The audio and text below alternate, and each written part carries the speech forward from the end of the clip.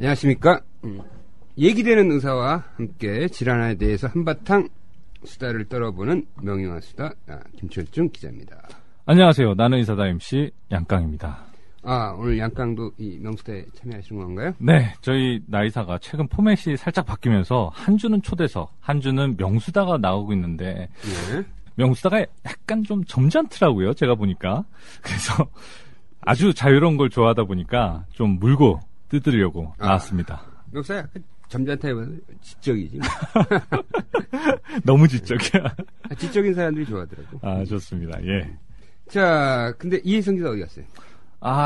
우리 사실은 방청객 전문 기자 이혜성 기자가 취재가 있어가지고 오늘 녹음에는 잠시 빠졌습니다. 예. 하루 나왔다고 너무 챙기시네요. 오케이. 자, 지금 많이 하면 좋을 텐데 저희끼리 한번 열심히 수다를 떨어보겠습니다. 네. 오늘의 게스트는 누군가요? 알겠습니다. 자, 지금 막 소개해 드리려고 했는데요. 오늘은 재활의학과에 대해서 얘기해 주실 분을 모셨습니다. 강남 세브란스병원 재활의학과 박윤길 교수이십니다. 안녕하세요. 안녕하세요. 네, 안녕하세요. 박윤길입니다. 자, 오늘은 박윤길 교수님과 만성질환자 또는 뇌졸중 환자들이 평소 하면 좋은 재활운동에 대해서 얘기를 해보겠습니다. 꼭 환자들뿐만 아니라 일반적으로 우리가 운동을 하거나 다쳤을 때 여러 가지 활용할 수 있는 재활적 치료나 무슨 해결책 이런 것들을 얘기를 해보겠는데요. 자, 박윤길 교수님을 먼저 소개해드려야겠죠? 제가 소개해도 될까요? 그러세요? 네. 박윤길 교수님 현재 강남 세브란스병원 재활의학과 교수로 계시고요. 강남 세브란스병원 뇌혈관 센터에 근무하고 계십니다. 네, 입원해 있는 건 아니죠? 그건 아니시죠. 전문 분야가 뇌졸중, 뇌손상 재활, 근육골격 클리닉, 척추측만증, 전기진단의학. 이거 하나도 모르겠는데. 전문 분야가 이렇게 많다는 거는 다 모른다는 얘기. 그러게요. 보통 하나를 알거든. 근데 대여섯 개는 그냥 두루두루 하는데 다 자세히 모른다. 이런 걸 수도 있어. 근데 이게 전문 분야가 이렇게 4개나 되는데, 4-5개가 되는데, 관심 분야가 따로 있어요. 신기한 게, 전기진단의학. 전문 분야하고 관심 분야 차이는 관심 분야는 보통 연예인 이런 건데. 그러니까요. 선생님이 잠깐 좀 설명을 해주시죠. 네, 제가 주로 보는 환자는 이번 환자 같으면은 뇌손상, 그러니까 뇌졸중 또는 외상성 뇌손상 이런 환자들입니다. 또 외래에는 통증 환자들이 오는데 이제 척추 질환 환자들이 많고요. 또 이런 환자들 진단하는 방법 중에 하나가 근전도라고 있습니다. 그게 정기적인 우리 몸에서 나타난 현상을 이용해서 진단을 하는 걸 정기진단의학 그렇게 얘기를 합니다. 그래서 두루두루인 것 같지만 사실은 몇 가지가 안 됩니다. 그렇군요. 다 연관되는 거네. 보니까. 학력을 소개해드리면요. 연세대학교 의과대학 학사, 그리고 동대학 석사, 박사를 마치시고. 석사하고 박사는 딴 데 가서 했어요? 아니, 같은 동대학이요. 동대학이요. 동대학이요. 같은 동대학이요? 네, 같은 동자입니다. 동국대학이랑. 동대학이라길래. 그랬구나. 연세대학에서 동대학으로 옮긴 줄 알았지. 예. 그리고 현재는 연세대학교 재활의학과의 교수로 계시고 학회 활동도 열심히 하시네요. 대한재활의학회에서 활동을 하고 계시고 현재 대한재활의학회 홍보이사로 근무하고 계십니다. 그러시구나. 여기 보니까 캐나다 토론토 의과대학에서 연수 갔다 오셨네요. 2003년에서 4년? 네, 제가 1년 조금 넘게 있었습니다. 거기서 주로 뇌졸중 또 뇌손상 환자의 장애 평가 또 어떻게 또 기능이 호전되는지 그런 거에 대한 같이 거기 담당 저희 교수랑. 그러면은 이렇게 토론토 대학 갔다 오신 분들이 의외로 많아. 토론토 대학. 토로노 아니야? 토라노. 발음을 어떻게 하나요? 토라노. 토론토라고 우리나라 사람들하고 거기서는 아까 말씀하신 대로 그렇게 비슷하게 하고 오타와도 우리는 오타와라 그러는데 오라와라 그래서 어딘지 잘 모르고 갔던 적도 있습니다. 오케이. 나는 이게 재활의학과잖아요. 재활의학과보다는 진짜 이렇게 대박인 과를 하나 만들면 부활의학과를 하나 만들면 이거 대박이야. 부활의학과 하나 딱 만들면. 진짜 좋은데요? 가끔 그런 얘기를 듣습니다. 이렇게 호전이 없을 환자들은 재활보다는 우리가 좀 부활을 시켜야 가능하지 않을까 이런 자조적인 얘기도 하고 합니다. 자, 그러면 이제 멱살을 본격적으로 시작해 보겠습니다. 자, 최근에 그 아이스버킷이 한창 유행했잖아요. 그 루게릭 환자들을 위한 기부금을 모으는 이제 활동 중으로 이제 누구를 하나 지명하면 그 사람이 아이스버킷을 그렇죠. 하는 거로. 네. 근데 우리 양강 해봤어요? 아니요. 저를 지명하는 사람 한 명도 없더라고요. 오케이. 유명하지 않은 공 교수님 아이스버킷 안 해봤어요? 저도 뭐 지명 당한 적이 없습니다. 나는 이런 거 안 했으면 좋겠어. 그 외국에서 유행했다고 우리나라까지 들어와가지고 촌스럽게 좀 따라하고 말이야. 그리고 뭐 그 도화지혈병이 루게릭밖에 없나? 엄청나게 다른 희귀질환 환자들도 많은데. 그래서 이게 기부금이 편중된다는 거 아니야? 그런 것 때문에. 그래서 그 원래 그 기부되는 액수의 상당 부분, 그러니까 퍼센트가 있었는데 루게릭으로 너무 많이 갔다는 거야. 그래서 다른 환자들이 오히려 차별을 받은 거지, 일종의 이제. 근데 이런 NGO도 사실 마케팅이 필요하다라고 하더라고요. 이게 마케팅의 작품이거든요, 사실. 그러니까 다음에는 뭐 무슨 다른 질환자들은 뭐 불시오를 뭐 한다든지 좀 약간 좀 더 화끈한 걸 해야 될 것 같아. 이거 뭐 얼음 뒤집어 썼는데 말이야. 물론 이 행동 자체는 굉장히 의미 있고 그 환자를 도와주려고 하는 아주 그 선한 의지는 다 좋은데 그런 약간의 세세한 그런 문제들이 좀 있더라고. 네. 또 내가 괜히 아이스버킷 하신 분들을 이렇게 뭐 폄하하는 것 같아가지고 걱정이 되는데. 걱정이 돼요, 저는. 그렇지 않다는 거 확실하게 말씀드리고 자, 일단 재활의학과에 대해서 좀 알려드려야 될 것 같아요. 재활의학과. 네. 뭐 하는 겁니까? 재활의학은 간단히 말씀드리면 우리가 이제 어떤 병을 걸렸든 간에 몸의 기능이 이제 떨어지게 되지 않습니까? 뭐 뇌졸중이면 마비가 일어나고 허리가 아파도 못 걷게 되고 내과적인 질환도 마찬가지고 이렇게 원래 하던 일상적인 기능에서 벗어나 있는 것을 그래 최대한 또 가능하면 원상복귀시키는 기능, 우리가 뭐 생각하는 기능, 말하는 기능, 움직이는 기능 여러 가지가 있는데 그런 기능적인 걸 중점으로 보는 의학의 한 전문 분야다 이렇게 보시면 되겠습니다. 그러니까 일단 손상된 기능을 원 상태로 돌려시키는 의학이다. 예, 맞습니다. 예. 근데 이게 요즘에 이제 스포츠 인ju리가 많잖아요. 예. 그것도 해당되나요? 그렇죠. 예. 운동선수는 보통 사람들보다 더 특수한 기능을 갖고 있죠. 뭐 운동선수가 아니더라도 그렇게 또 다치고 나면 활동하든 취미 활동도 못하고 운동을 즐길 수가 없기 때문에 여기 이제 관련된 또 그 세부 전문 분야가 또 재활학이 있습니다. 그렇다면은 이제 아무래도 이제 장애를 가진 분들은 많이 이렇게 진료를 보겠네요. 예, 그렇습니다. 예, 장애를 가진 분들이 저희한테 오시는 경우가 많이 있죠. 예. 이게 원래 뭐 전쟁 후에 시작된 거라며요? 사실은 뭐 이렇게 하나부터 따져보면 물리의학이라는 저희가 이제 큰 분야 중에 하나가 이제 물리의학이 있습니다. 그 화학의학이라는 약물이고 물리의학은 전에부터 이제 우리가 물리학은 뭐 전기도 있고 또 압력도 있고 또 물을 이용한 것도 있고 그런 건데 그런 거는 뭐 고대부터 있었다는 기록이 있고요. 현대의학으로 들어오면서 발전된 거는 말씀하신 것처럼 이렇게 전쟁 이후 특히 이제 미국인 경우는 2차 세계대전 이후에 발달이 세계대전하고 관계가 있네요. 네, 그 다친 군인들이 또 많기 때문에요. 예.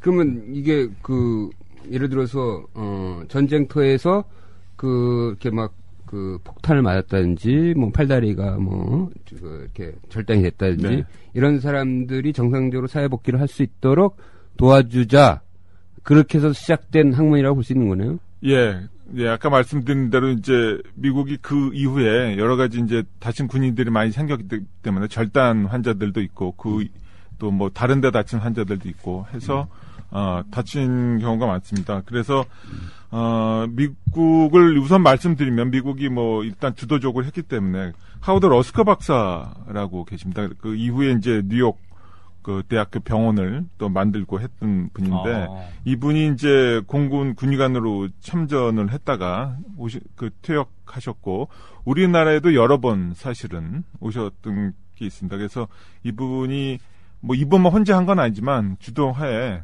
그 병원을 만들어서 본격적으로 재활의학을 활성화시켰다고 볼 수 있습니다. 이 사람이 이제 재활의학과의 아버지인가요? 창시자인가요? 이제 미국 역사를 보면 이제 여러 분들이 있는데 이분이 그 중에 한 분이고요.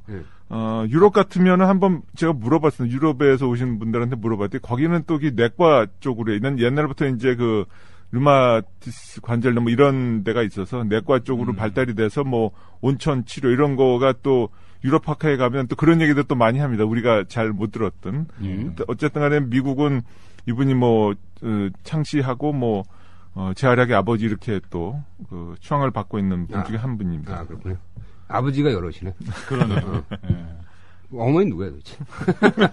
재활학과의 고모는 누구죠? 이분하고 인척 관계가 있겠죠. 막장으로 가는데 이거? 재활학과 삼촌은 누구야 또?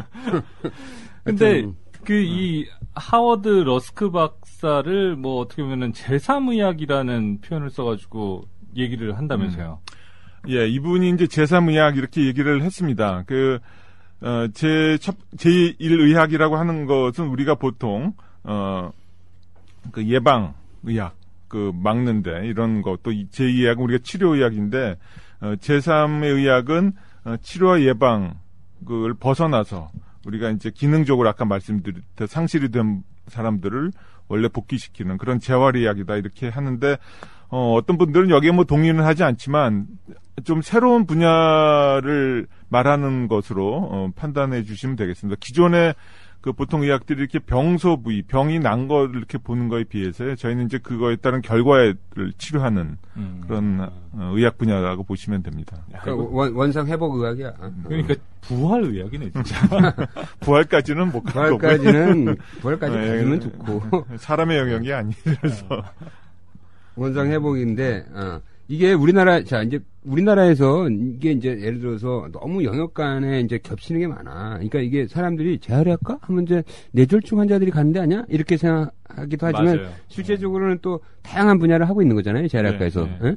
보통 일단 기본적으로는 뇌졸중이나 이런 뇌 손상을 받은 사람들이 제대로 걷지를 못하니까 걷는 거, 삼키지 못하니까 삼키는 거, 호흡이 자유롭지 못하니까 호흡을 잘하게 하는 거, 이런 식의 기능 회복이 핵심 기능인 거죠, 재활학과에. 예, 맞습니다. 예, 그런 기능 회복을 목적으로 두면서 여러 가지 방법을 적용하는 거죠. 최근에 들었는데, 뇌졸중이 오잖아? 예. 그러면 걷는 걸 까먹는데. 걷는 법을. 그래요? 그래서 이렇게 걸으시라고 발을 올리고 왼팔을 올리고 교대를 하라고 가르쳐 준다는 거야. 신기하더라고. 맞아요?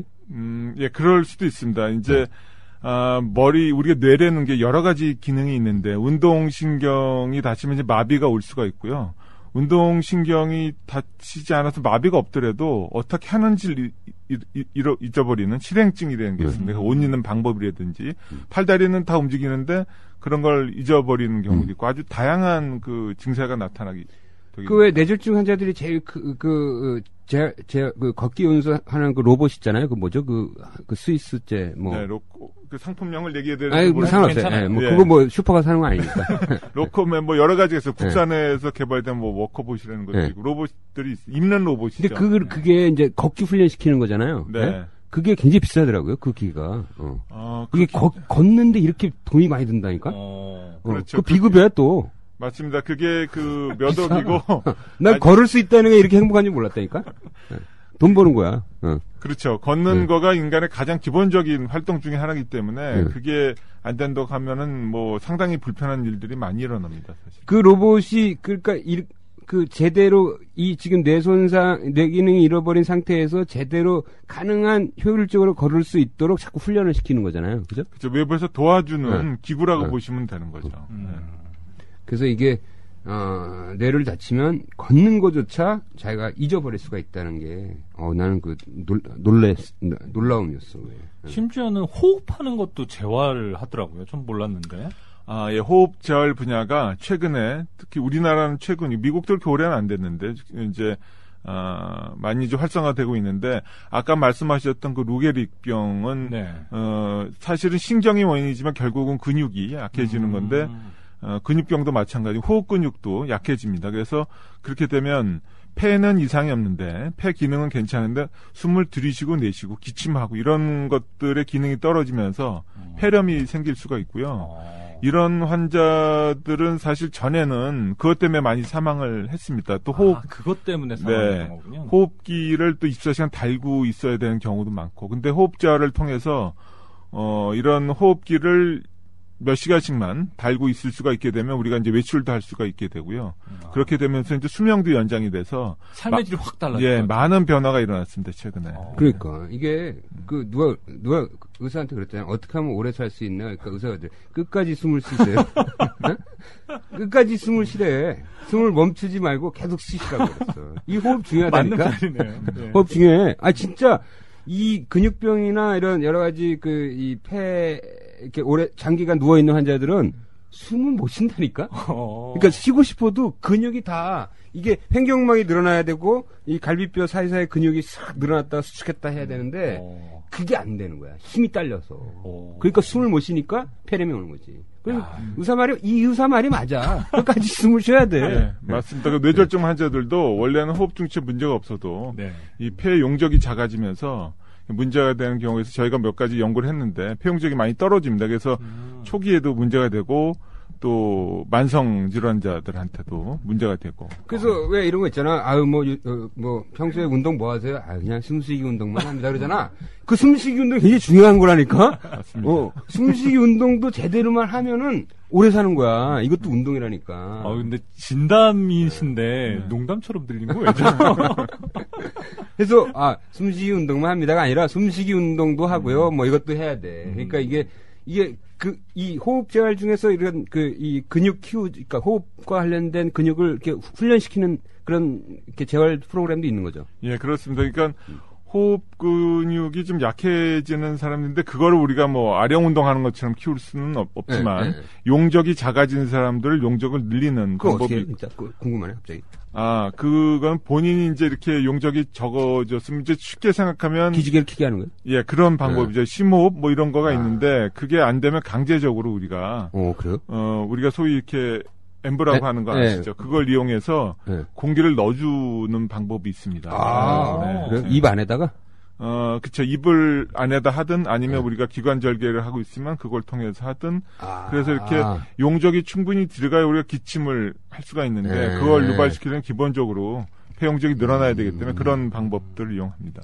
그러니까 기본적으로 이제 심호흡 훈련을 시키는 거군요. 네, 기본적으로. 예. 그래서 계속 폐 용적이 줄지 않도록. 네. 그러니까 평소에 심호흡을 하는 것도 굉장히 괜찮은 거네. 특히 나이 드신 분들. 그렇죠. 예. 나이 드신 분들. 그래서 하여튼 숨쉬기 운동이라도 열심히 해야 돼. 그리고 끝까지 숨을 쉬어야 돼. 오래 살고 싶으면. 최근에는 어떤 환자들이 재활의학과를 자주 찾나요? 가장 사실 재활의학과에서 이제는 많아진 부분은 그 뇌졸중 환자입니다. 뇌졸중. 예, 그 연세 우리 수명이 늘어나고 또 그러면서 심혈관계 질환이 늘어났죠. 전에는 재활학과에 사실은 뭐 절단 환자라든지 교통사고 우리는 뭐 척수 손상 여기저기 또 뭐 걷게 하는 거가 되게 중요한 그 재활 프로그램으로 알고 있었는데 이제 바뀌었나 보죠.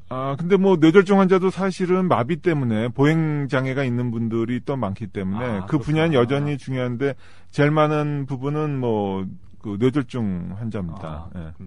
그러면 이게 예를 들어서 뇌졸중이 왔어요. 와서 이제 급성기에 이제 치료를 할 거 아니에요. 이제 사람 생명을 살려놓고 볼 거 아닙니까? 그래서 어느 정도 이제 안정기에 들어갔어요. 이제 이 뇌졸중 갖고 이제 상황할 것 같지 않다. 그러면 어느 시점부터 재활을 시작해야 돼?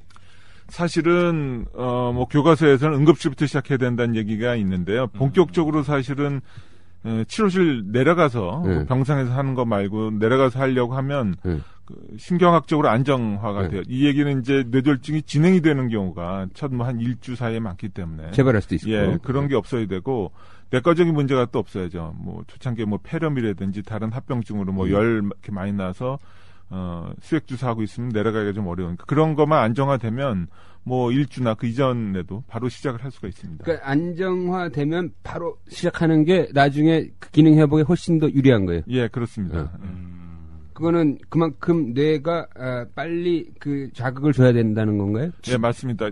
뇌가 이제 우리 몸의 중추신경계, 머리나 척수는 중추신경계에 해당이 되고 이거는 손상이 되면 아직까지는 재생이 거의 일어나지 않는 것으로 되어 있습니다. 요새는 뭐 이렇게 줄기세포 얘기하면서 조금씩 재생이 된다고 되어 있는데 그래서 한번 손상된 부위는 완전히 망가져 있는데 다른 부위에서 우리가 이제 전깃줄처럼 이제 신경계는 전깃줄이라고 보시면 되고요. 네. 그게 이제 세로에 연결이 돼야 되는데 이것이 자극을 계속 줄수록 특히 초기에 더 많이 확보가 되기 때문에 초기의 재활 치료가 그래서 중요하다고 얘기를 합니다. 그러면 예를 들어서 이제 뭐 어느 누군가가 이제 뇌경색이 왔어요. 그래서 네. 한쪽 팔다리를 이제 못 쓰게 됐단 말이죠. 네. 그래서 이제 일주일 지나고 나서 좀 안정이 됐어요. 그러고 나서 이제 재활 치료 시작했어요. 그러면 그 계속 집중적인 재활 치료를 시작해서 이 걷기나 뭐 삼키는 기능이나 이런 것들이 몇 개월까지 좋아지는 겁니까? 뭐 계속 좋아지지는 않을 거 아니에요. 첫 3개월에 가장 많이 좋아지는 걸로 돼 있고요. 그다음에 6개월까지 이렇게 완만하지만 곡선을 그리고 한 1년에서 1년 반 정도가 지난다고 하면 이제 뭐 증세가 고정됐다고 보죠. 근데 그 이외에도 이제 조금씩 더 좋아지는 부분들이 있습니다. 근데 이제 그거는 이제 차이가 거고.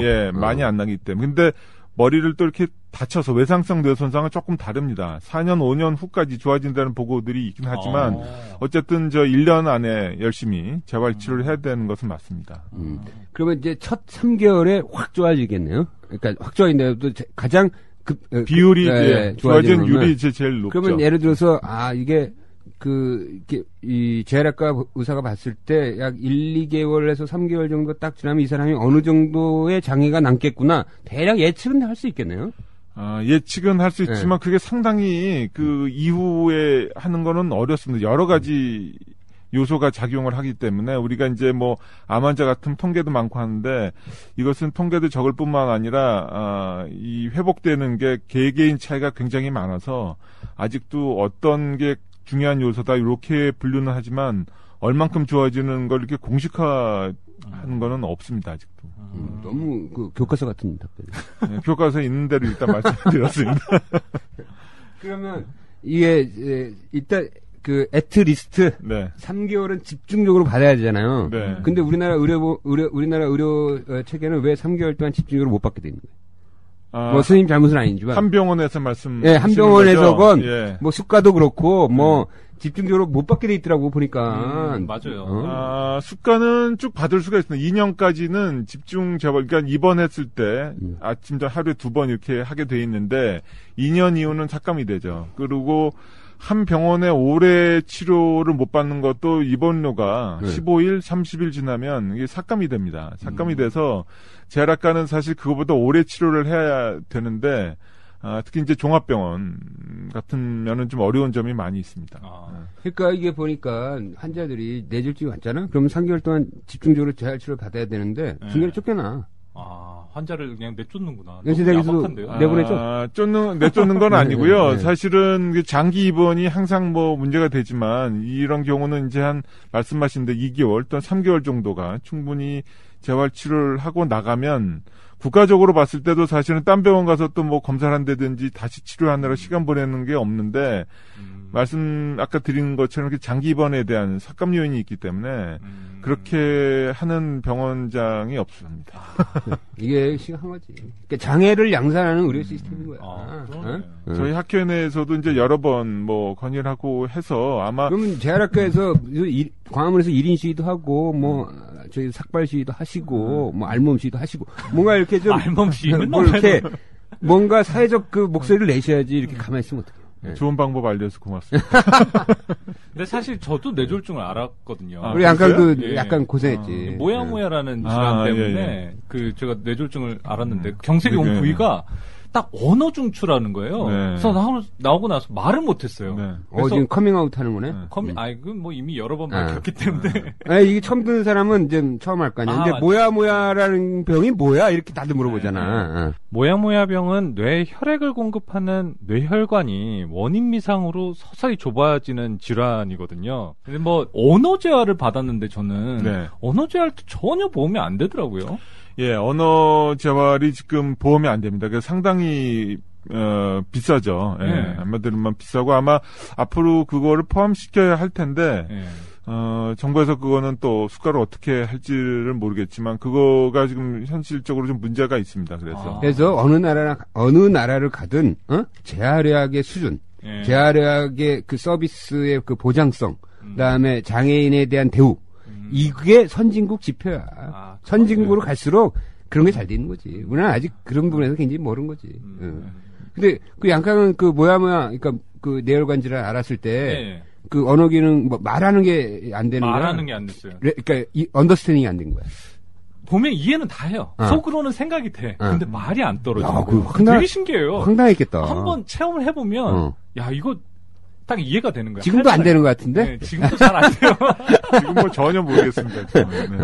아니 지금 농담이고 지금은 뭐 말 잘하는데. 아니 그게 그러면 내가 만약에 저 물 좀 주세요란 말을 하고 싶은데 하고 거기서 하는 거는 이거예요. 딱 그 그림을 그려놓은 사진 하나 보여주는데 해변가에 두 이제 남녀가 걷고 있는 거예요. 이 사진을 설명해봐라고 얘기를 하는 거예요. 근데 다 보고 저는 이해했어요. 아니 그게 이런 거잖아요. 이렇게 했는데 말이 안 떨어진 거예요. 그 말이 어떻게 안 떨어져? 예를 들면 일단은 해안가라는 말도 안 떠오르고 네, 말이 안 떠오르고 남녀라는 사실도 사실 표현이 안 되더라고요. 안 돼. 네. 그럼 거의 약간 한마디도 못하는 거네? 거의 안 되는 거죠. 실어증인 거죠, 실어증. 황당했겠다. 네, 그러니까 차트에 보니까 실어증이라고 아니, 있더라고요. 굉장히 그러면 내가 말이 안 나는 걸 본인이 느낄 거 아니야. 느끼죠. 그거 굉장히 공포스럽잖아. 그럼요. 엄청 공포스럽죠. 근데 3개월 만에 선생님이 말씀하신 대로 3개월까지 제가 회복이 되더라고요. 쭉 회복이 되고 그 이후도 제가 굉장히 일찍 출근해가지고 일을 하기 시작했는데 다시 배웠어요. 아프기 전보다 말 더 잘하는 것 같은데?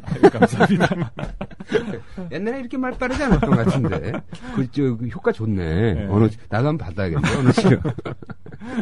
이것도 그러면 계속 그 언어를 이렇게 단어를 연상하도록 하고 계속 훈련을 시키는 거군요. 예, 언어 치료 기법이 뭐 많이 있고 아까 말씀하신 대로 이렇게 여러 가지 타입이 있는데 그렇게 해서 이제 훈련을 하고 이것도 이제 반복입니다. 모든 재활 치료의 사실 기본은 반복이기 때문에 꾸준히 지속적으로 이렇게 하는 게 중요하죠. 네. 이게 굉장히 철학적인 의미인데 많은 상당한 치료는 반복이야. 특히 재활은 그죠? 예, 맞습니다. 우리가 뭐 하나 새로 배운다고 생각하시면 우리가 뭐 테니스를 예를 들어도 그 훈련을 굉장히 여러 번 해야 공을 쫓아가서 맞출 수가 있듯이 다시 시작한다는 거는 뭐 계속 반복을 해서 해야죠. 그렇군요.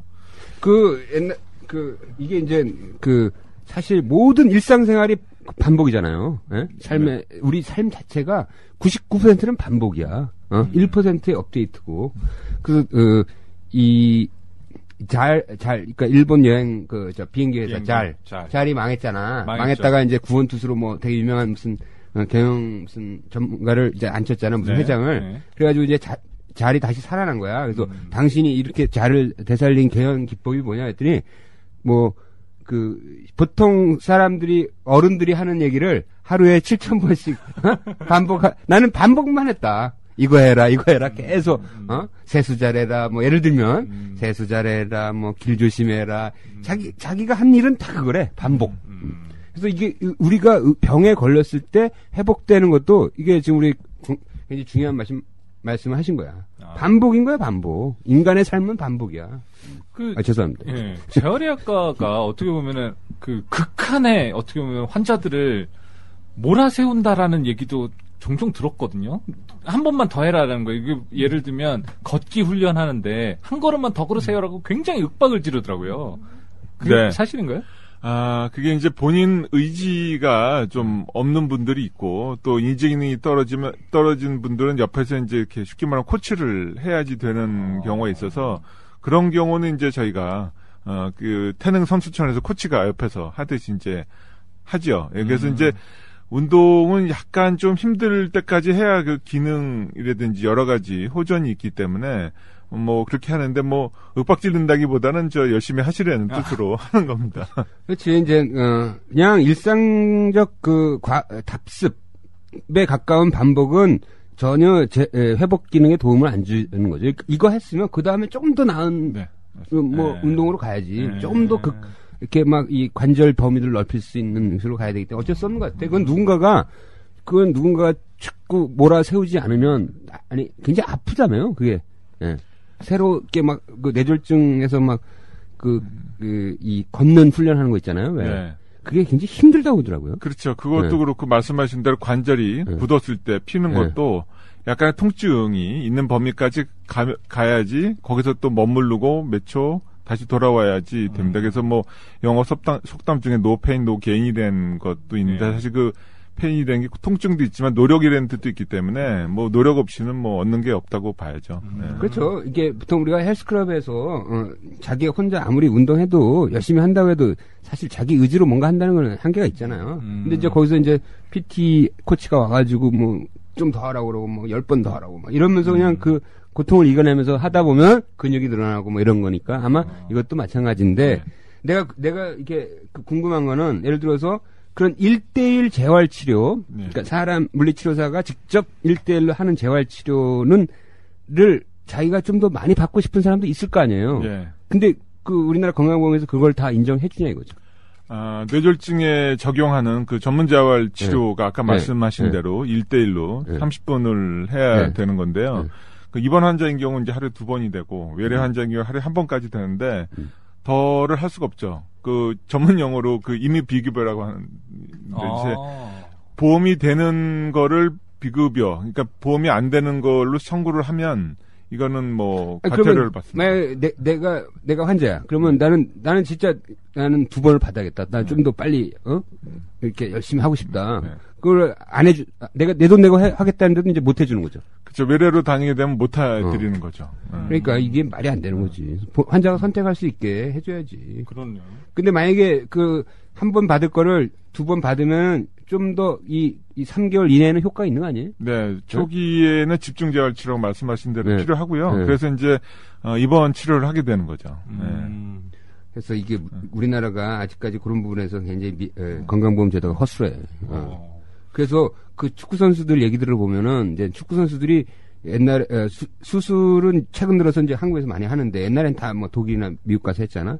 근데 재활은 한국에서 안 하는 경우가 많아. 아직까지도. 왜 그러냐면 물어보니까 독일 같은 데 가면 거의 하루 종일 붙어서 1대1로 해준대. 그리고 자기가 돈 내면 되니까. 물리치료사가 자기가 원하는 만큼 해준다는 거야.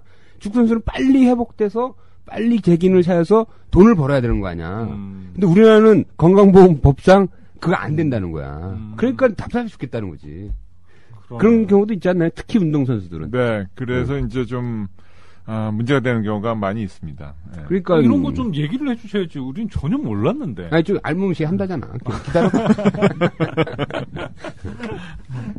자, 이런 뇌졸중 환자들이 이제 메인 이제 환자들이 되고 최근 들어서는 이렇게 근육통, 요통, 오십견 이런 근골격계 질환으로 재활의학과를 찾는 분들이 많죠. 네, 그런 그 환자들도 많은 부분을 차지하고 있습니다. 저희가 이제 그 재활 치료 중에 한 파트가 말씀드렸듯이 물리치료 영역이기 때문에 그렇습니다.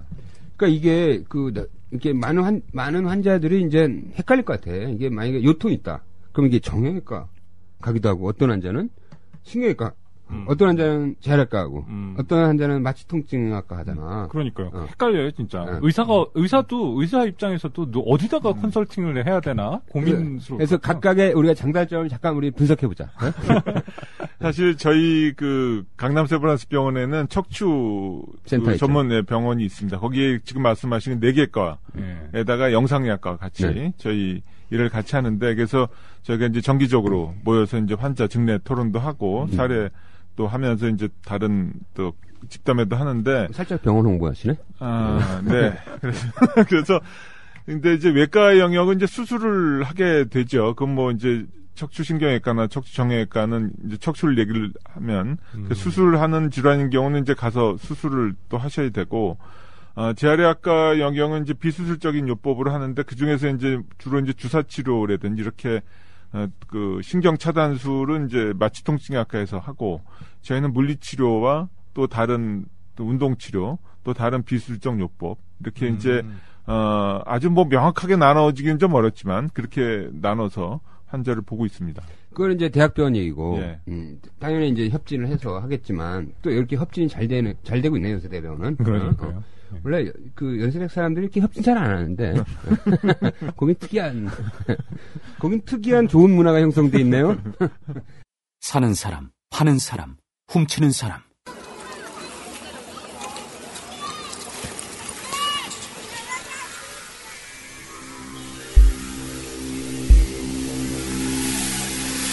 레드마켓, 인체를 팝니다. 장기와 뼈, 살아있는 사람을 사고 파는 섬뜩한 지하세계. 삶과 죽음이 냉정하게 현금으로 거래되는 시장. 전 세계 장기 브로커, 뼈도둑, 혈액농장, 아동납치범 추적에 관한 이야기. 레드마켓, 인체를 팝니다. 서점에 있습니다. 근데 이제 우리 보통 많은 환자들이 이제 일반 클리닉으로 가잖아요. 네. 솔직히 얘기해서 한번 장단점을 한번 우리가 한번 얘기해 봅시다. 우리 재활학과 쌤이니까 뭐 정형외과도 보고 신경외과도 다 보고 마취 통증약도 다 이제 두루두루 이렇게 진료하는 거 다 보고 이랬을 거 아니에요. 네. 그러니까 장단점, 이런 경우에는 정형외과로 가시는 게 유리할 것 같다. 이런 경우에는 신경외과로 가는 게 유리하다. 이런 경우는 마취과로 가는 게 유리하다. 복잡하면 무조건 재활학과 가라. 뭐 이런 거. 허리 아픈 환자를 예를 들어서. 오케이.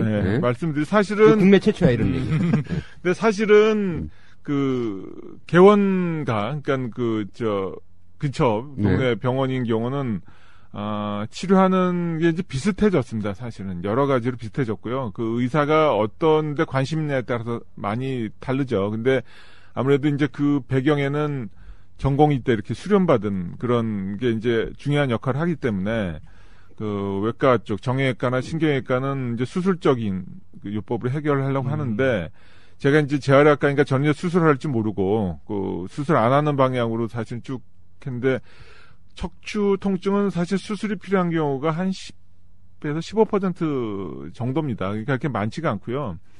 가만히 두면은 좋아지는 경우가 또 대부분이고, 그래서 급하게 서두를 필요가 없는데, 많은 경우는 또 이제 수술을, 우리나라 사람들이 또 빨리 낫는 걸 좋아하기도 해서 수술을 하죠. 그래서, 그게 이제 문제점도 있고, 뭐, 빨리 수술해 좋아지는 점도 있고요. 그리고, 하나는 이제 주사치료, 신경차다술 같은 경우도 이제 빨리 해결을 할 수가 있는데, 사실 근본적인 문제는 이 사람의 이제 생활 습관이라든지 이런 것들이 많이 좌우를 합니다. 자세 같은 거. 오래 앉아서 그렇죠. 나쁜 자세를 잇대든지 할 수 없이 또 그렇게 해야 되는 사람들도 있고, 그래서 그런 경우 이 해결 안 되면 계속 반복이 되기 때문에, 허리를 예를 들면 그 척추 주변 근육 강화 훈련이라든지 스트레칭 운동이라든지 이런 거를 꾸준히 해주지 않으면 계속 이제 반복이 되는 거죠. 그렇죠.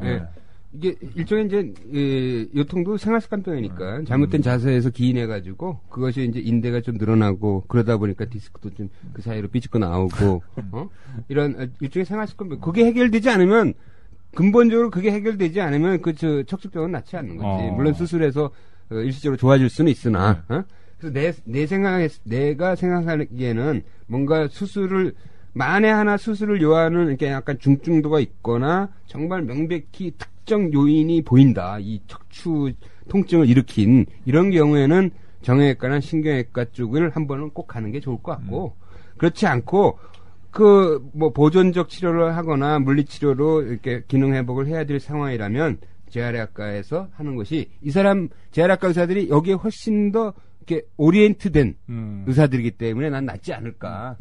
뭐 이렇게 생각해요. 저도 말씀에 동의합니다. 그런데 이 허리 아픈 사람들한테 특별히 집에서 뭐 할 수 있는 재활훈련법 이런 것들이 있나요?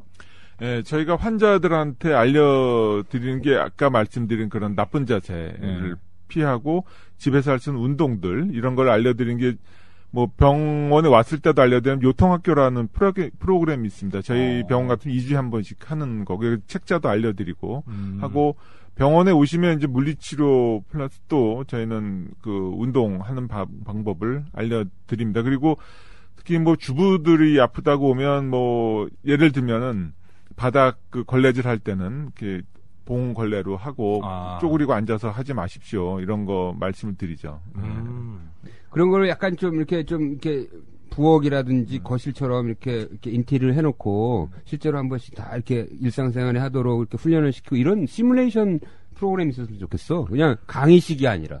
요통학교에서 그렇게 하겠다라는 거 아니죠? 요통학교는 사실 그걸 갖다 하긴 없고요.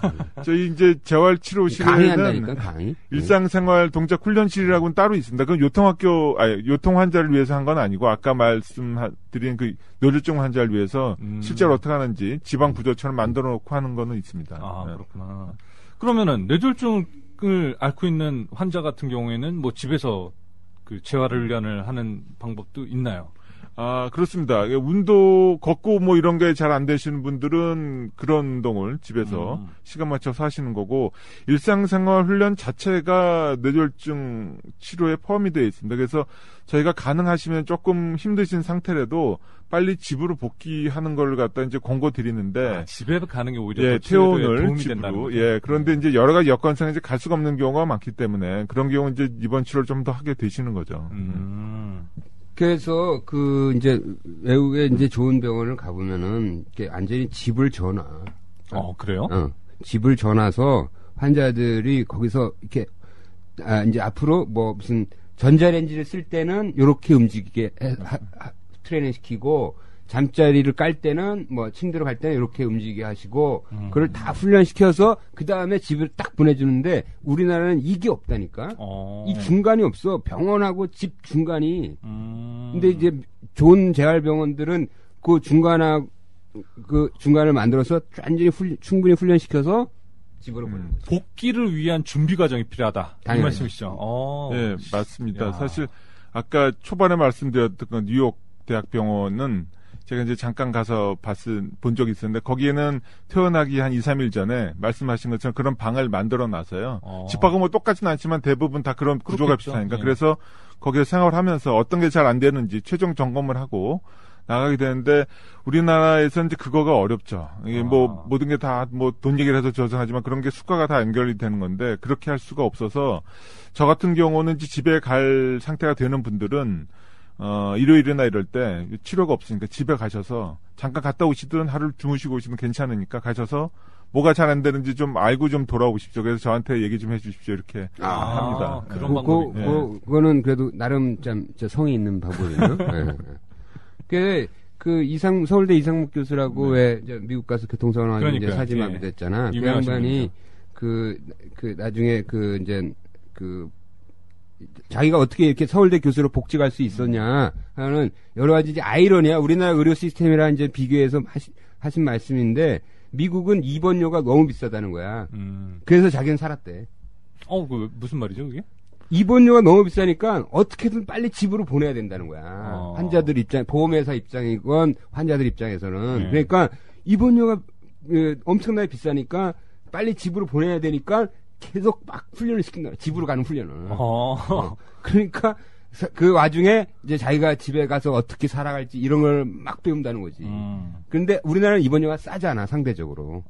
그러니까 급한 게 없는 거야. 우리나라 누워 있으면 되거든. 그러니까 그런 복귀 훈련이 늦어지고 막 치열하지도 않은 거지. 그게 아주 넌센스지 뭐, 어떻게 보면. 동의하세요? 네, 맞습니다. 환자 의식이 제일 중요한데, 집에 가고 싶은 욕구가 없으면 사실은 쉽게 말하면 좀 계속 늘어지게 되는 경우가 많아서요. 물론 이제 의식 상태가 안 좋은 분은 할 수가 없지만, 상당히 말씀하신 게, 아이러니하면서도 중요한 요소입니다. 그렇지. 그리고 이상묵 교수가 두 번째 얘기를 한 거야. 자기가 이제 서울대병원에 입원을 했는데, 미국의 재활병원에 입원했을 때는 다 척추 환자래. 섹터가. 그리고 저쪽 가면은 다 절단 환자들. 이렇게 다 이렇게 그룹별로 모아 있어가지고 그 손상 부위에 맞게 아주 집중적으로 이제 훈련을 하고 또 환자들끼리 서로 치업하고 이런 분위기인데, 여기는 우리나라 재활의학과 병동은 여기 척추 환자 있고, 저쪽에 옆에는 뇌졸중 환자 있고, 이렇게 척추 다친 사람이 있고, 저쪽에 뭐 50kg 환자 있고, 이런 식이라는 거지. 그래서 그런 게 아쉽다, 이런 얘기를 하더라고요. 아쉬운 부분은 뭐 많이 있습니다. 뭐, 당연히 하긴 어렵죠. 알무시해야 한다니까? 네, 박 교수님 조만간 벗으시겠네요. 광화문에서 뵙겠습니다. 네, 같이 뵙죠. 이 환자들이 분명히 그런 욕구가 있을 거 아니에요. 예? 그러니까 또 두려움이 있을 거 아니에요. 그러니까 그걸 분명히 원할 거라고. 그런 훈련을 받기를. 근데 그게 아쉬운 거지. 병원에서는 수가도 안 나오고 자선 사업 할 수는 없으니까 뭐 그런 것들이 아쉬운데, 이제 점점 조금씩 만들어 가야죠. 네, 조금씩 나아질 겁니다. 네. 그런 건 어때요? 그런 건. 제가 어디 싱가포르 병원을 갔는데, 너무나 장애인들, 뇌졸중, 후유증 환자건 장애인들이건 너무나 이 장애인들이 쓸 수 있는 장비들이 막 쫙 병원에 전시가 돼 있어. 그래서 자기한테 필요한 것들을 이렇게 막 그걸 갖고 훈련을 할 수가 있는 거야. 예를 들어서 선택해서. 어떤 사람들은 예를 들어서 칼질을 못해. 이 손 무슨 기능성으로 예? 예, 뇌졸중 후유증으로 그러면 이 주먹을 움켜쥐고 칼질을 할 수 있는 난 모양의 칼들이 있어. 그래서 그걸로 이렇게 훈련을 하더라고요. 네. 배로 희한한 거 많더라고. 그런 보조 기구들이 요즘에 많이 개발됐다고 하더라도 우리나라에서는 아직은 뭐 사실 시장성이 안 좋아서 그런지 국산은 그렇게 많지가 않고요. 일본에서 많이 개발된 게 있습니다. 일본은 노인 인구가 워낙에 많기 때문에 이제 연세가 드시면 아무래도 이제 여러 가지 기능이 떨어지고 해서 근데 우리나라는 그걸 수입해야 되기 때문에 들어오면 상당히 비싸집니다. 그래서 이제 그게 이제 보급이 안 되는 것. 인터넷 구하면 안 되나? 인터넷으로도 할 수가 있는데 그게 또 쉽지가 않더라고요. 저희도 병원 앞에 사실은 큰 매장이 하나 있었습니다. 그 일본에서 이렇게 들어와서 한 몇 년 하다가 없어졌습니다. 장사 안 되는데? 네. 시장성이 약하구나. 네, 그래서 이제 기본적으로 병원 앞에 하기에는 시장성이 약해. 휠체어라든지 뭐 이런 것들은 이제 국산이 많이 활성화가 돼 있는데 나머지 아주 세세한 것들은 아직은 좀 멀리 있습니다. 그래서 내가 옛날에 칼럼 한번 썼는데 이게 이제 이 장애인에 대한 그 기구나 장애인을 위한 시설, 장애인을 위한 기구 이게 다 나중에 보니까 나중에 일반 사람들이 다 쓰고 있다는 거야. 그게 이제 유니버셜 디자인 개념인데 예를 들면은 휠체어가 들어가려면 자동문이 있어야 되잖아. 문이 싹 열려야 되잖아. 그거 나중에 보니까 다 공항 터미널 이런 데서 다 그걸 쓰고 있다는 거지. 맨 처음에 장애인으로 장애인을 위해서 시작한 시설 기구들이 나중에 보니까 다 일반인이 쓰기 편합니다. 맞아요. 그 환경에 따라서 자기가 언제든지 장애인이 될 수가 있습니다. 아까 실어증 얘기를 하셨는데 미국 같으면 이제 제가 갔을 때 토론토 대학도 그렇고 실어증 있는 환자가 오면 이렇게 목에 매달고 오는 게 있어요. 그러면 이제 기본적인 문구가 한 20-30개짜리가 이렇게 있어요. 단추 누르면 전 누굽니다. 안녕하십니까. 이렇게 되는데, 가서 보니까 이걸 제가 써야 되겠더라고요. 말을 저도 못하는데 저거 쓰면, 굉장히 편할 것 같아요. 그래서, 저기 같이 있는. 야, 이거 말 된다. 저 영어로 나오니까. 저거 나 좀 있었으면 좋겠는데, 어디서 파는지 좀 알아라. 야, 이거 말 돼. 번역기 대신에 이렇게 사용하는 그렇죠. 거네요. 기본 문구입니다. 아주 그냥 딱 기본 문구이기 때문에. 그래, 이게 시각장애인들을 위해서 오디오북을 만들었잖아. 맞아요. 근데 이게 오디오북을 비즈니스맨들이 차에서 듣는다잖아. 원래 그런 식으로. 그러니까 지금 이렇게 저상버스 있잖아. 응? 그렇죠. 저상버스 이제 휠체어 이렇게 탈 수 있게끔 돼 있는. 한 거잖아. 그 저상버스의 제일 큰 혜택은 노인들이 보고 있다는 거지. 그러네. 왜냐면 그게 올라가면서 낙상하고 막 이럴 수 있는데 노인들이 다 보고 있다는 거고. 그리고 전동 칫솔도 사실은 전동 칫솔도 이제 장애인들이 사용하라고 만든 건데 우리 아들이 사실은 전동 칫솔 혜택을 제일 많이 보고 있죠. 지금은 스마트폰이지만 스마트폰 이전에는 이렇게 약간 촉감으로 돌기가 있잖아. 번호를 누를 때. 그게 다 장애인을 위해서 그런 거래. 돌기를 만든 이유가? 그래서 장애인들은, 시각장애인들은 요것만 느껴도 몇 번이지 알 수 있게. 1, 2, 3, 4, 5, 7, 8, 9. 근데 그걸 만들어 놓고 나서 일반인들이 아예 핸드폰을 안 보고 쓴다는 거야. 그래서 우리 안 보고 막 문자 보내잖아. 옛날에. 막 문자 보냈잖아. 이거 다 장애인, 우리가 혜택을 보고 있는 거라니까 내가 말하는 메시지는, 비장애인들이 장애인의 혜택을 보고 있는 거야. 역설적으로. 그러네요. 그러니까 장애인에 대한 투자를 해야 돼. 우리 사회가. 공감합니다. 비분관계야. 재활치료 중에서 꼭 일반 좀 아쉬운 것들이 있나요?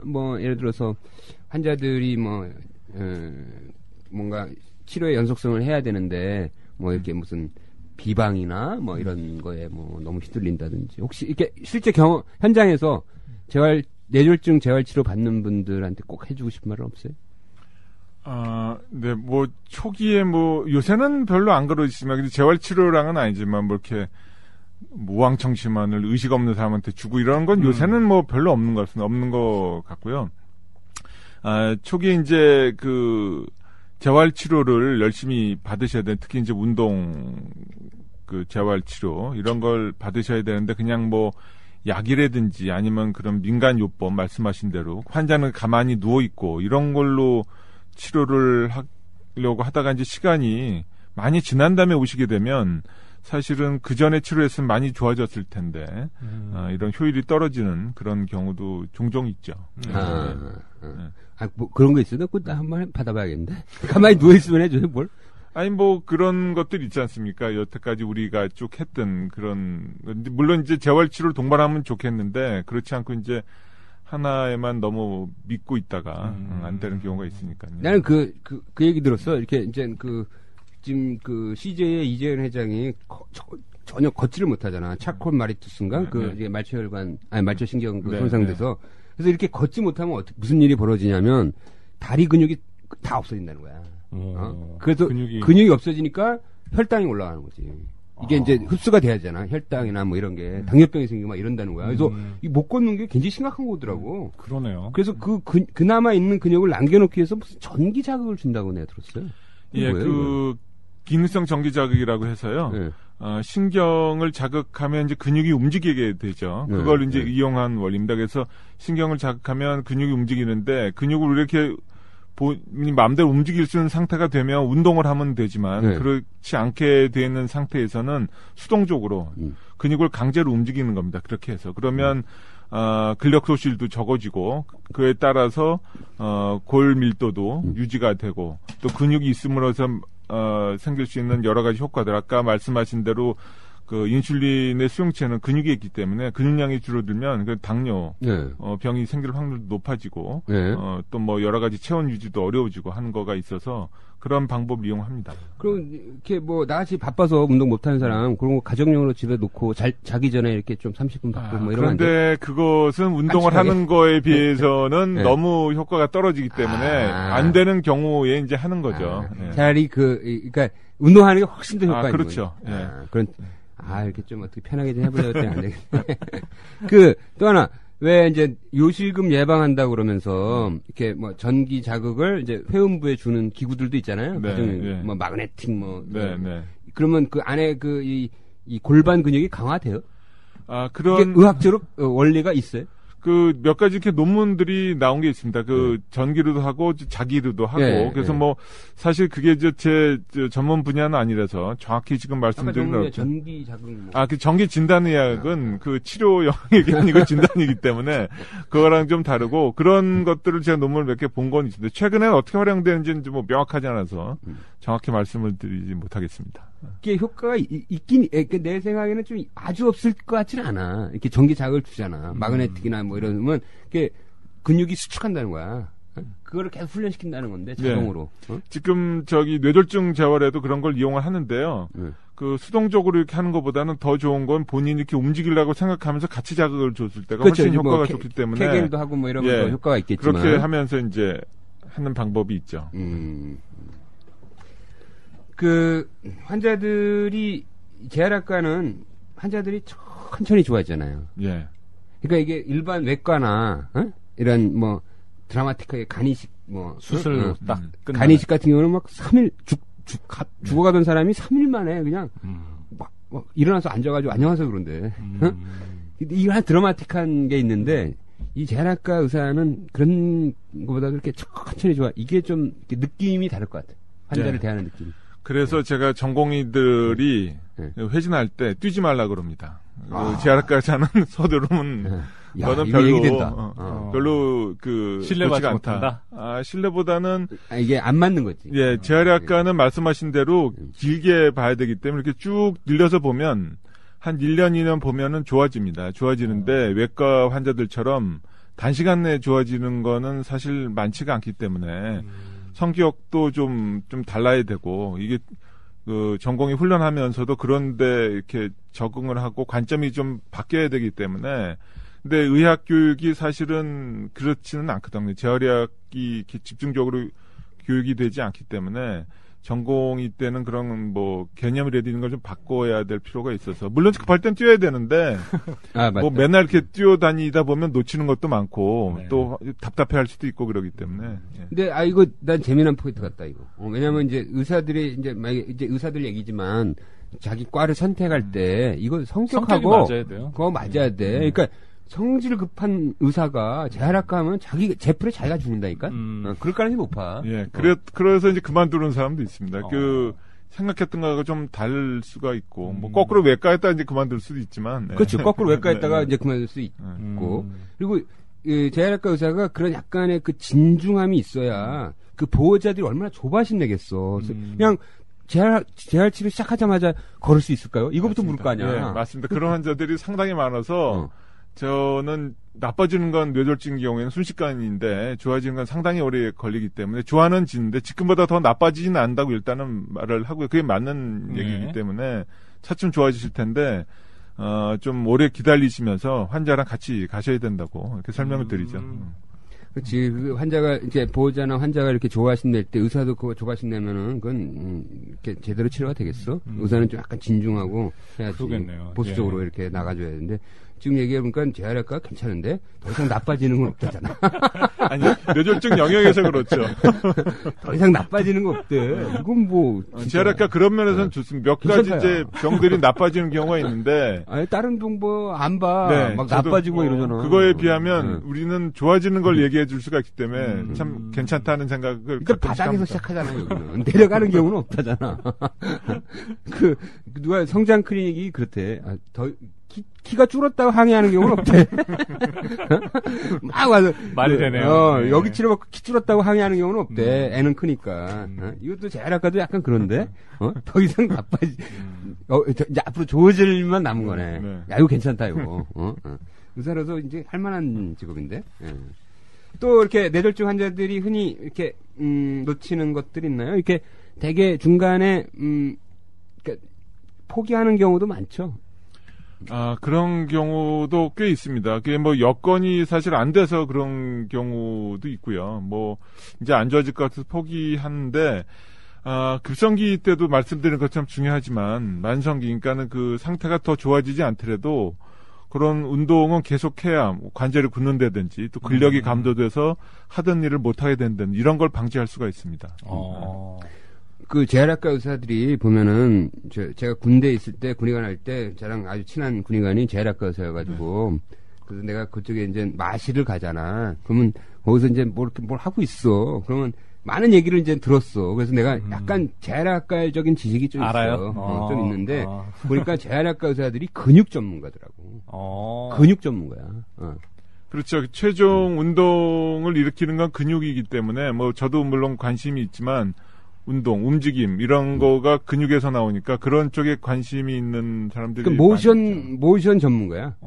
이 근육과 모션 전문가. 그래서 어떤 운동 하시나요? 숨쉬기 운동 하시죠. 기본적으로 이제 숨쉬기 운동을 하고 시작하고 저도 뭐 매일 운동을 하려고 하는데 뭐 밖에는 못 나갈 경우가 많아서 집안에서 이제 뭐 달리기를 한다든지 뭐 수영을 할 수 있으면 하고 뭐 주말에 자전거를 타면 자전거를 타고 수영장 있나 봐.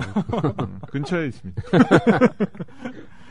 근데 그 재활학과 의사들이 꼭 강조하는 게 스트레칭이야, 스트레칭. 맞아요. 이게 스트레칭 왜 중요한 거죠? 스트레칭은 우리 몸이 이제 유연성을 유지하는 건데요. 운동의 효과를 배가시키면서도 부상 방지에도 또 탁월한 효과가 있습니다. 그래서 그 유명한 운동 선수들은 유연성이 좋습니다. 야구로 따지면 선동열 선수가 그 선수 시절에는 굉장히 고무줄처럼 탈착성이 좋았고 얼마 전에 아마 스포츠 기사에도 나왔죠. 박병호 선수 홈런 타자. 이분도 뭐 다리 쫙 벌어집니다. 그래서 그 강한 힘을 내기 위해서는 유연성이 좋아야 되고 일상생활을 무리 없이 수행하기 위해서도 유연성이 좋아야 됩니다. 50견 뭐 무릎 굽고 발목 굽고 이런 게 다 유연성이 떨어져서 생기는 거고 허리 아픈 것도 사실은 그 주변 근육 특히 이제 골반, 다리 근육이 유연성이 떨어져서 많이 생기기 때문에 유연성 회복 운동이 상당히 중요합니다. 우리 박 교수님이 좀 전에 이제 철학적인 메시지를 하신 거야. 이 강한 힘을 내려면 유연해야 돼. 류현진도 그럼 유연성이 굉장히 좋은가요? 딱 보면 유연하잖아, 걔. 이름에서부터 유연하네. 그러니까, 이 강함은 부드러움에서 나오는 거라니까, 뭐든지. 금연하고 뇌졸중도 밀접하잖아요. 물론입니다. 그, 뇌졸중의 위험 요소 중에 중요한 게 이제 고혈압, 당뇨, 담배 피는 것, 고지혈증, 비만, 이런 것들이 있습니다. 그래서, 고령. 그래서 우리가 말씀하신 고령은 우리가 바꿀 수 없는 문제가 그렇겠죠. 있고요.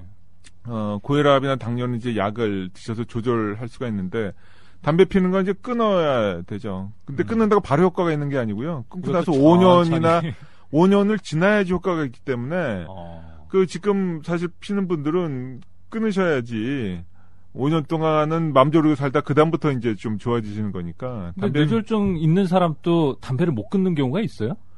아, 있죠. 담배는 습관이기 때문에 이번 했을 때는 안 피신다고 하는데 나가시면 또 슬금슬금 피시다가. 그렇구나. 그 뭐 폐암 환자도 피는데. 뭐. 얼마나 이게 무서운 거야. 그러니까 애시당초부터 학생들한테 이 접촉을 못하게 해야 돼. 지금 담배가 확 올려가지고 청소년 금연 확 떨어뜨려야 된다는 거야. 그러니까 맨 처음에 이게 한번 중독이 되면은 워낙 이 중독성이 심하기 때문에 그 끊는 과정이 너무 힘든 거거든. 그러니까 아예 노출을 못 시키게 해야 되는 거지. 그러려면 어떻게 돼? 가격 올리는 거 가격 올려야 되는 거야. 청소년 흡연 떨어뜨리는 거는 가격 올리는 게 최고라는 거야. 그래서 지금 우리나라는 이 담배 가격이 너무 싸. 말이 안 되는 거야, 이거. 전 세계적으로 미개국이라니까. $10 넘는데 많잖아요. 노르웨이, 뉴욕 다 17달러 막 이래. 17,000원이야. 담배가 하나에. 담배를 맛없게 하는 건 어떨까요? 저는 그냥 담배 폈을 때 아주 맛없게. 그거는 이제 그거는 담배 회사들의 영업행위를 방해하는 거기 때문에 공정거래에 걸릴 수가 있어요. 근데 가격은 이제 국가가 정할 수가 있으니까, 그거는 이제, 그런 식으로 이제 해결을 해야 되는 거지. 내가 갑자기 쓸데없는 얘기 하는 건데, 스트레칭으로 다시 얘기를 하면은, 이게 맞아요. 제가 이렇게 스트레칭을 할 때, 이렇게, 예를 들어서 이제 쭉 피잖아요. 팔을 쭉 펴서, 그래서 그 정지된 상태로 약 15초 정도 하는 거잖아요. 근데 많은 사람들이, 이렇게 막 쭉 핀 상태에서 반발력을 주면서 이렇게 반동을 준다는 거야. 그러면 그건 스트레칭 효과가 없어진대. 그게 맞아요? 진짜요? 스트레칭 방법 중에 예전에는 그런 반동을 주는 거를 이용을 했었는데요. 그게 사실은 조직 손상을 줄 수가 있습니다. 예를 들면 하나, 둘, 셋 확 올리고 몸통도 앞으로 하나 더 확 구부리고 하는 거가. 그러니까 예를 들어서 이제 우리 허리 밑으로 이렇게 해가지고 스트레칭 하잖아요. 그걸 정지한 상태로 해야지. 이렇게 반동을 주면 안 된다는 거지. 그래서 요즘에는 기본적으로 천천히 부드럽게 해야 되고 약간의 불편감이 있을 때까지 가서 거기서 15초 정도 머무르고 다시 또 천천히 돌아오는 게 가장 안전하고 효과적이다. 이렇게 돼 있습니다. 근데 이 스트레칭을 안 하고 운동하는 경우에는 부상이 있을 수 있다고 말씀하셨잖아요. 네. 근데 저도 그냥 상식적으로는 그렇다라고 알고는 있었는데 이게 어떤 원리로 생기는 건가요? 우리 몸이 약간 고무줄 같은 특성을 갖고 있는 조직들이 있습니다. 근육, 힘줄. 근육이 제일 잘 늘어나고요. 힘줄이 좀 더 늘어나고 뼈나 이런 건 늘어나지가 않죠. 근데 이제 근육, 힘줄, 뼈는 붙어 있는데 우리가 이제 슬슬 움직이면서 조금 유연성을 회복이 되면 갑자기 움직였을 때 또 끊어지거나 이런 걸 또 방지할 수가 있죠. 그래서 스트레칭도 필요하고 우리가 준비 운동 중에서 몸을 데피는 웜업 운동도 필요합니다. 몸에서 조직에서 이제 온도가 올라가면 유연성이 증가가 되기 때문에 5분 내지 10분은 그렇게 준비를 하고 운동을 해야 안전한 거죠. 그렇구나. 그렇지. 뭔가 이렇게 관절의 운동 범위를 넓혀놔야, 넓혀놔고 근육이 이제 일단 한번 쭉 늘려놓고 이렇게 탄력 있게 이제 하는 것도 중요하고 그렇게 스트레칭 했을 때 이 균형감, 그러니까 그걸 영어로 하면 프로프리오셉션. 그게 좀 늘어난다고 내가 들었어. 예, 그 균형감. 그런 감각 기관들이 힘줄에 많이 있기 때문에 그렇게 좀 활성화시켜 놓고 준비를 해야지 다칠 위험성이 그러니까 그러면 안 넘어지게 되는 거지. 똑같은 상황에서라도 이게 이제 균형 감각이 올라가 있으니까 안 넘어진다는 거지. 이거 저는 몰랐어요. 너무 궁금했어요.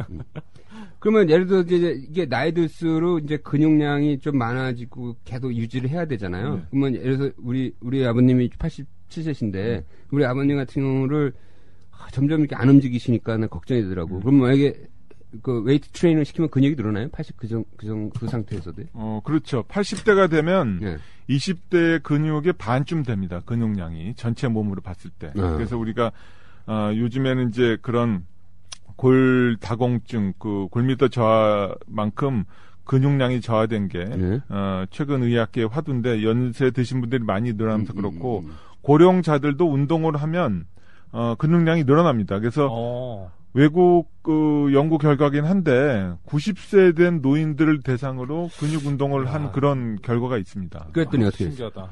그랬더니 안 늘어날 것 같은데 근육량이 한 174% 정도. 거의 2배 가까이 되는 거예요? 한 배 반 조금 넘는 거죠. 174. 예. 2배 거의 가까이 맞습니다. 그래서 그게 늘어나서 그 보행 속도도 빨라지고 보장구 갖고 걷던 분들도 안 갖고 걷게 되고 이런 그 결과가 나온 게 있기 때문에 지팡이 던져버려 그냥. 네, 그렇죠. 연세 드셨다고 해서 뭐 운동을 안 하거나 이러실 필요는 전혀 없습니다. 저번에 한번 나이사 초대석에서 서울대병원 김원곤 교수님이라고 60세인데 이게 몸짱 장난 아닌 이게 식스팩색인 분.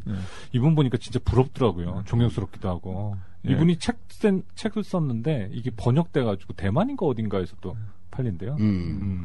그러면 이 8주간 운동 프로그램이라는 게 이제 큰 근육을 계속 강화시키는 그런 프로그램인가요? 그렇습니다. 그런 큰 근육 운동이 사실 중요하니까 큰 근육이나 몸통 운동, 다리 근육 이런 거죠. 그래서 그런 운동을 꾸준히 해야지 중요한데 또 안 하시게 되면 운동을 중단하면 거꾸로 돌아가는 가역성이 있습니다. 운동은. 운동의 특성이. 그래서 근육이 다시 줄어요. 예, 4주 지났더니 한 3분의 1 정도가 줄어버리더라고요. 그렇게 빨리 줄어요? 예, 빨리 줍니다. 특히 이렇게 연세 드신 분들 활동량이 아무래도 적지 않습니까? 그러니까 더 급격하게 줄게 되죠. 그래서 골절하면 위험한 거야. 골절하면 병원에 누워 있잖아. 한 달 정도. 그러니까 막 근육 확 빠지는 거지. 그러니까 절대 넘어지면 안 돼. 아까 두 가지야. 그러니까 끝까지 숨을 쉬어야 되고 넘어지면 안 돼. 오래 살려면. 넘어지면 안 된다니까 진짜. 낙상이 상당히 중요한 요소고요. 예. 어떻게 잘 넘어지는지 가끔씩 물어보는 분이 있는데 잘 넘어지는 방법은 없고 안 넘어져야 됩니다. 넘어지면서 그 0.1초 사이에 뭐 낙법 이런 거 아무 소용도 없어요. 그래서 나는 그 이렇게 골다공증 이거 내가 그 생각하는 그 깜찍한 것은 비즈니스인데 골다공증이 있는 분들, 골다공증 약을 처방을 받는 분들 그리고 근육량 측정했더니 굉장히 적은 분들한테 이 낙상 예방 운동 프로그램을 서비스를 하는 거야. 그래요? 아니, 그러니까 그런 비즈니스를 하는 거지, 내가. 그런다면 이게 좀 히트치지 않을까. 왜냐면 이게 굉장히 중요해. 왜냐면 헬스클럽은 다 젊은 애들이 가. 근데 실제로 가야 될 사람들은 70대거든. 70대들이 잘 넘어지니까. 70대들을 위한 특화된 프로그램을 만드는 거지. 근육 강화 특화된 프로그램을 만들면 이거는 대박 칠 것 같아요. 의료기관에서 안 해도 되니까 약간 편법으로 헬스클럽에서 하는 거지. 네, 성공하실 것 같습니다. 같이 어떻게 한번 관심 있으시면 광화문에서 한번 아니 좀 이렇게 내 자본력이 없어가지고 좀 이렇게 투자자 좀 어떻게 좀 전국의 체인으로 한번 해볼래. 70대를 위한 근육 활성 낙상 예방 프로그램 해가지고. 왜냐면 이게 고령인구가 들면서 이게 점점 중요해지는 거거든. 근육 강화. 이게 이제 화두야. 네, 연세 드신 분들이 요즘에는 운동에 대해서 많이 물어보세요. 전에 한 10년, 한 6, 7년만 해도 이렇게 하셔야 했으면 잘 안 들으셨는데, 요새는 오히려 환자분들이 운동을 어떻게 하면 좋습니까? 그것 때문에 오신 분들이 꽤 있습니다. 이게 고령사회에서 이게 굉장히 큰 이슈라니까. 어떻게 끝까지 잘 걸을 수가 있는지. 주로 어떤 운동을 시키나요? 스쿼트 시키나요? 주로? 그렇죠. 앉았다 일어났다. 네, 미니 스쿼트라고 해서 이제 그냥 바로 하시기는 어렵기 때문에 의자를 잡고 아니면 등을 벽에 기대고 한 3분의 1쯤 앉았다 일어났다 하는 운동이 사실은 제일 기본 하체 강화 운동이고요. 뭐 이제 걷고 이런 거, 실내 자전거 이런 것들도 뭐 동반해서 같이 하셔야죠. 자, 이제 슬슬 정리할 때가 된 것 같은데, 자, 이게 어떻게 보면은 이제 그 장애를 다룬 학문이 재활의학과잖아요. 네? 근데 이 우리 사회가 전체가 장애화되고 있는 거야. 즉 고령화라는 거는 다 자기의 원래 갖고 있던 기능을 하나씩 잃어가는 거잖아요. 이젠 앞으로는 재활의학과 세상이라니까. 재활의학과 의사를 신세를 져야 돼. 왜? 누구나 다 장애를 갖는 사회가 된 고령사가 됐으니까. 그래서 이런 분야에서 좀 한 말씀 해주시죠. 네. 재활학과 당을 하나 만들어. 재활당? 재활당을 하나 만들어. 예, 사실은 재활이라는 것은 이제 다시 활성화시킨다는 그런 뜻이 있습니다. 그래서 10년 전만 해도 뭐 사실 의사 중에서도 재활학과 뭐 하는지를 모르는 사람들 많은데 아직도 그렇지만 많이 이제는 알려졌고요. 사실 재활의학과가 이제 머리부터 발끝까지 이렇게 다 필요한 과거 또 분야가 너무 많기 때문에 좀 힘든 점도 있지만